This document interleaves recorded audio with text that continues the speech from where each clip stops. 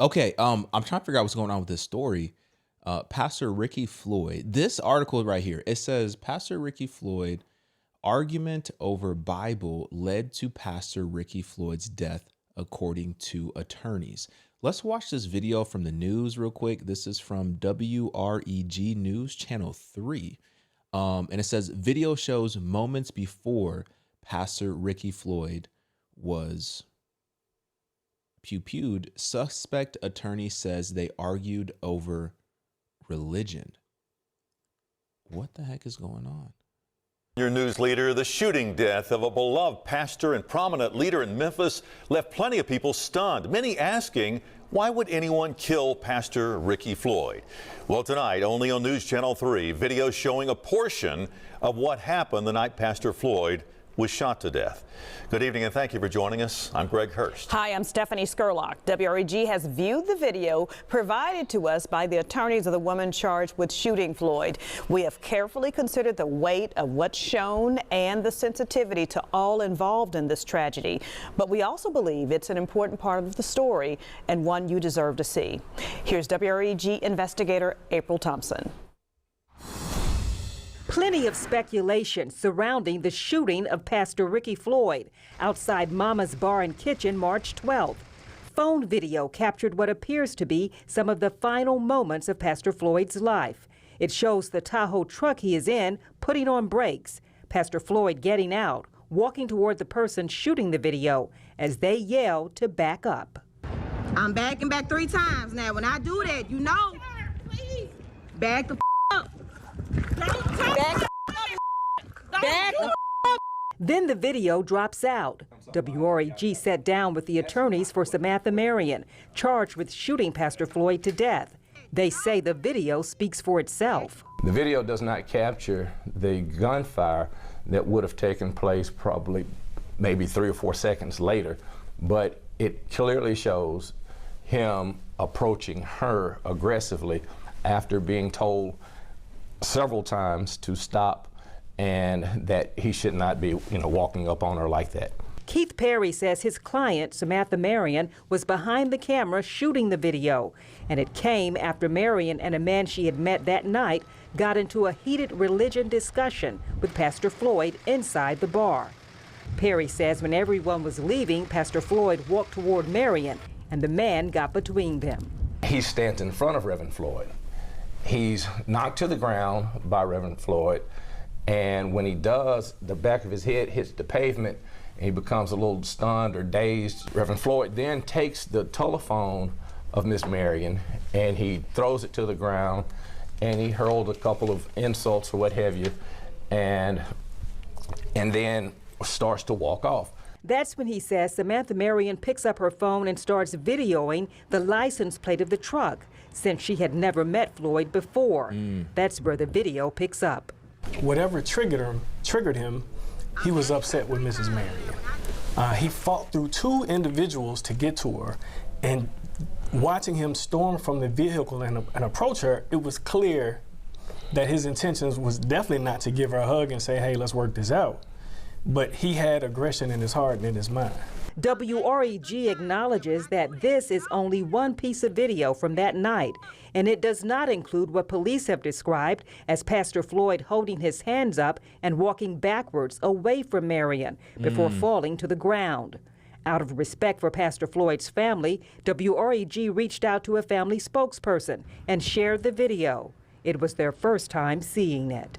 At this difficult time, we're just totally focused on prayer and maintaining our faith in the justice system.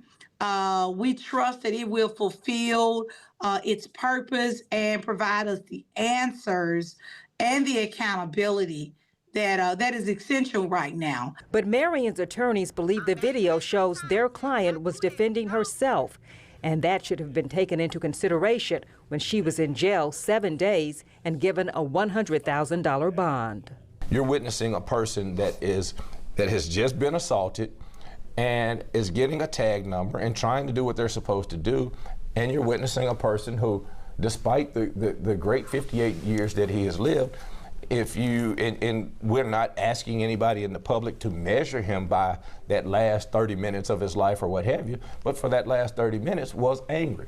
For your news leader in Memphis, April Thompson, WREG News Channel 3. All right. Jeez.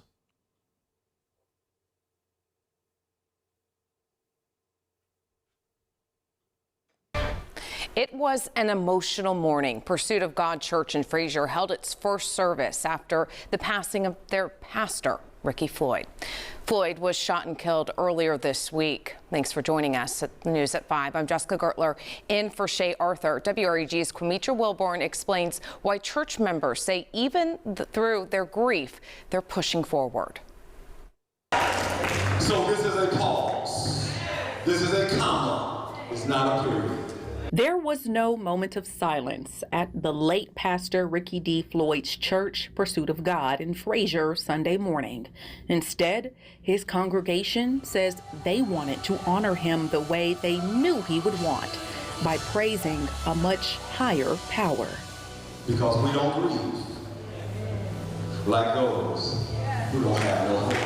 This was the church's first service since Floyd was killed on March 12th. And we know that he is with the Lord because he knew the Lord, he loved the Lord, he had a relationship with the Lord, and he taught us the word of God. Church member Dr. Talisa Franklin says the decision to move forward with the service just days after his death was not easy, but it was necessary. But we know he would want us to continue on because he gave us the blueprint of vision, and we got to carry out the vision. And if we don't know nothing else, Pastor Ricky D. Floyd and Pastor Sheila Ford, they gave us the blueprint to pray. And despite the tears, church members say they are leaning on prayer and their faith to move them forward. We grieve. We mourn. We cry. We ask questions. But when we get through with the questions, we don't grieve like those who have no hope. According to the church's website, Floyd and his wife started the church in the early 2000s with the goal. So I saw a video on TikTok. Let me see if I have it saved. I'm not sure if this was him or not. I think I saved it though. Let me see if I have it saved.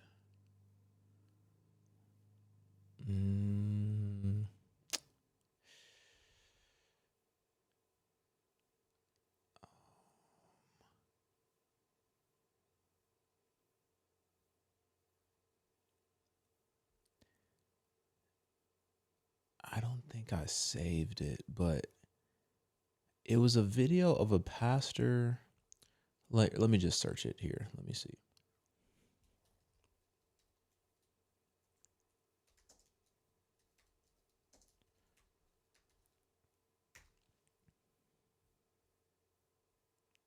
It was a video of a pastor who was going to a bar because he had a dream that he was called to go to a bar.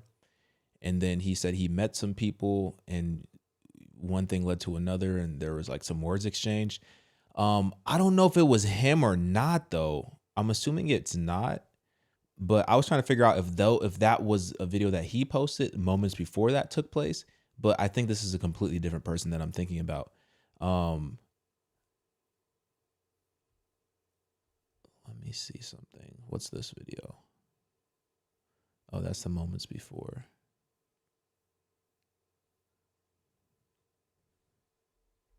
No comment. I'm sorry. Why'd you fire the shots? No comment. Were you surprised the DA's office recused itself? Any words for Pastor Floyd's congregation? No comment. So they just gonna walk up to the car? I guess. Damn, you got security out. Oh, man, you lying in here, fool. Jesus. Sure there's nothing you'd like to say? No, sir. You have a good day.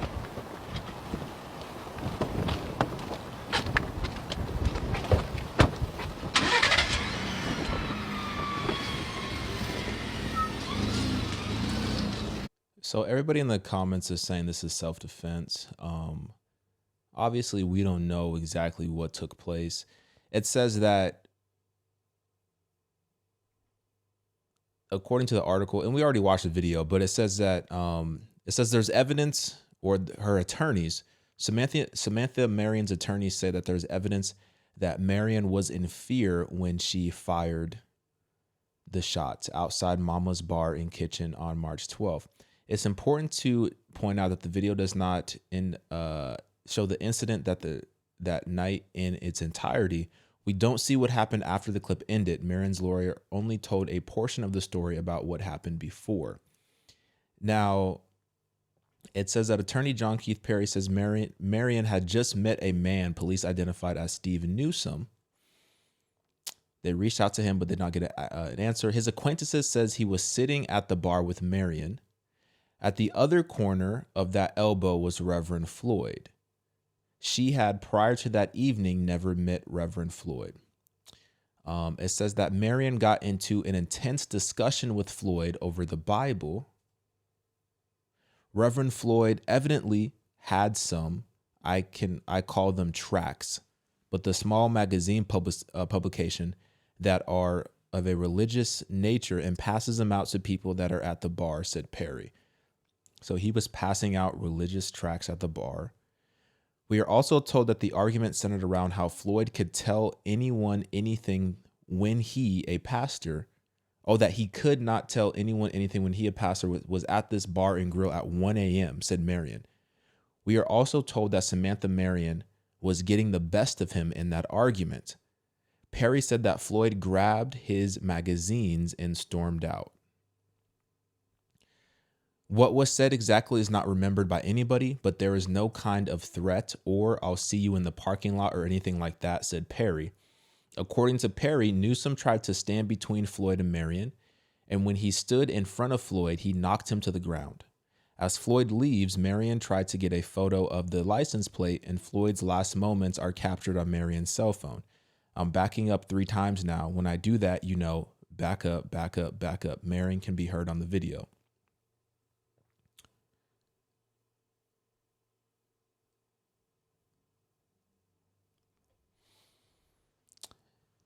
It said she was well within her rights to stand there in the parking lot, well within her right to video the license plate of a man that just assaulted a friend of hers and her, said attorney Kevin Massey, and she was well within her right to defend her life because her life was absolutely in danger. The family of Pastor Floyd said that the video doesn't show everything, and they're waiting for the justice process to play out.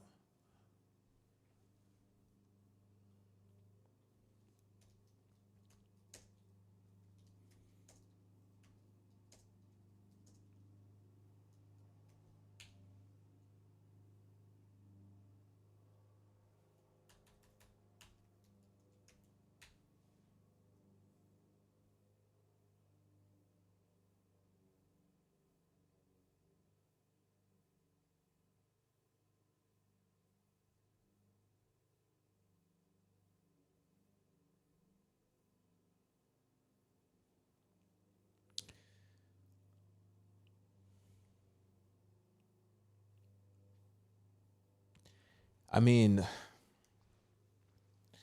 I'll say this, man.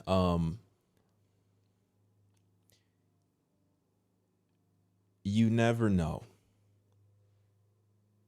what's going to happen in this world. You never know. You never know. You never know. And obviously, we don't have all the information. We don't have all the details. But, it's just unfortunate all around. I don't really want to say too much because we don't have all the details. We don't have all the information of what really went down. I don't really know too much about Pastor Ricky Floyd prior to this incident. I don't really know too much about, his ministry or anything like that. But, it sounds like he was at the bar.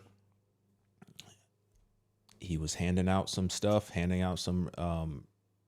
was trying to evangelize, apparently. I guess that's what it sounds like. I don't know. He was trying to evangelize. They got into it. She kind of called him out for, saying, how come you're a pastor, but you're at the bar at 1 a.m.? One thing leads to another. And, he loses his life. I don't know. I'm gonna let some more information come out, and as some more information comes out, I'll give you more of my opinion. I'm thinking some things, but I don't want to just get up here and say stuff for no reason. I'll let some more information come out, and then as we get some more stuff that comes out, then I'll give you a little bit of a deeper insight into what all I'm thinking. Because at this point in time, you know, a family just lost their husband, father, brother, son, potentially, you know, a church just lost their pastor. And then you have a woman who is going to be going through the legal system, you know, also fighting for her life in some extent in terms of, you know, whether she's going to go to prison or not. So it's a very sensitive situation. It's just sad all the way around, no matter how you slice it. Because ultimately, one thing is for sure, it didn't have to go like this. And I'm not going to sit here and put blame on any one party because I don't know all the details, but you can say one thing for sure. It didn't have to come to this. You know what I mean? On either end, like it didn't have to come to this. But anyway, you let me know what you think. Get in my comments, like this video. I'm out.